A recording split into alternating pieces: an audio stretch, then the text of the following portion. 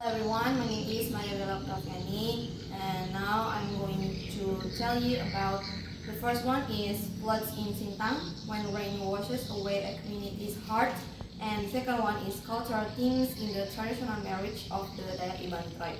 So the first one is floods in Sintang when rain washes away a community's heart.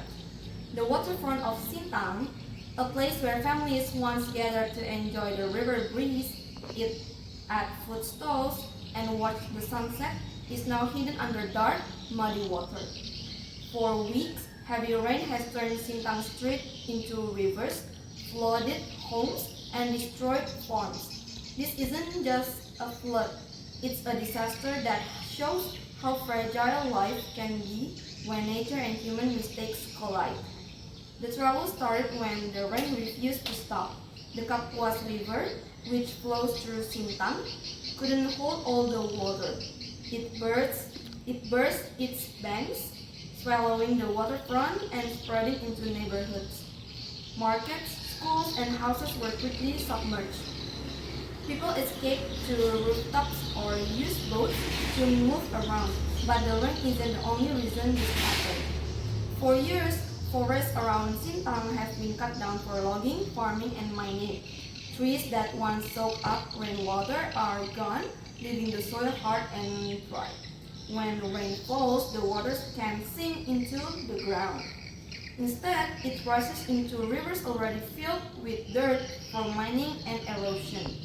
The rivers get too full and the water has nowhere to go but into the streets and homes.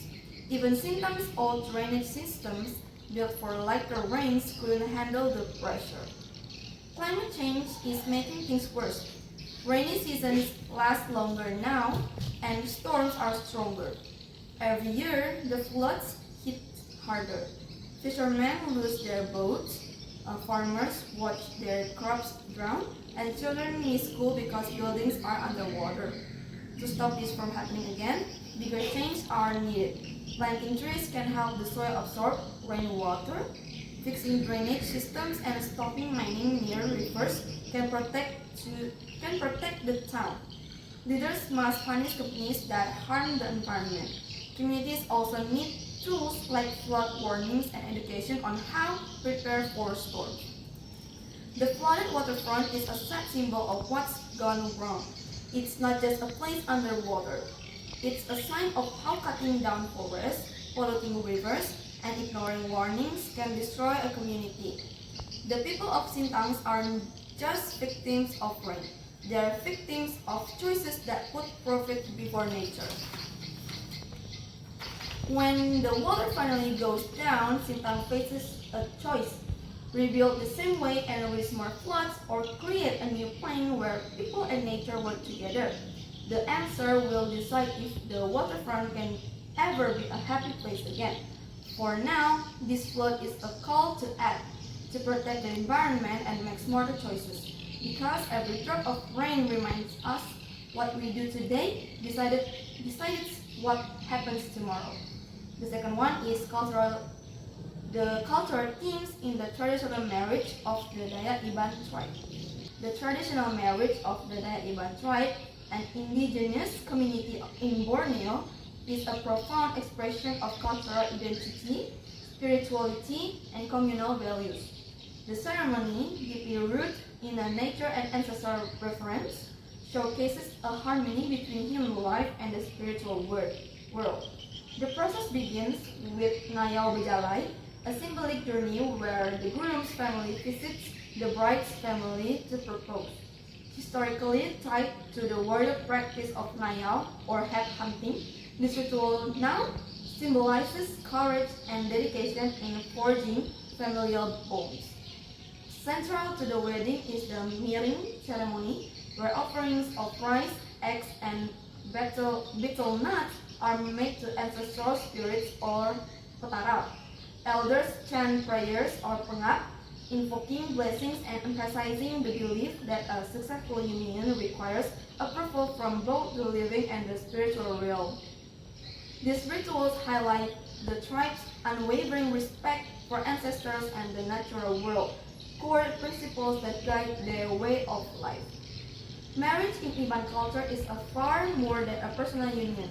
It is a collective celebration. The entire village participates, preparing traditional attire like the nopan, elaborate woven costumes, sharing food and performing dances such as the najat.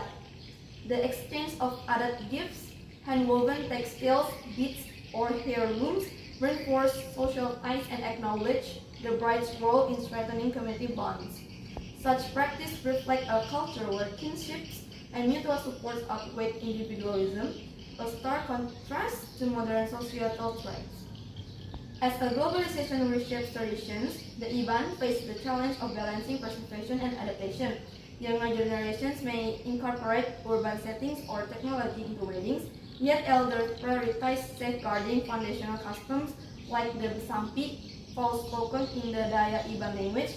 This tension underscores a broader struggle faced by indigenous cultures maintaining heritage while navigating change. The resilience of Iban traditions lies in their ability to adapt without erasing their essence, providing that cultural pride can coexist with progress. Ultimately, the traditional marriage of the Daya Iban tribe is a living testament to their history, spirituality, and communal ethos. It reveals how respect for nature, ancestral wisdom, and collective responsibility form the bedrock of their identity. In a rapidly changing world, these customs serve not as a relics of the past, but as guiding principles for sustainable coexistence, reminding us that honoring roots can pave the way for meaningful progress. That's all from me. Thank you and goodbye.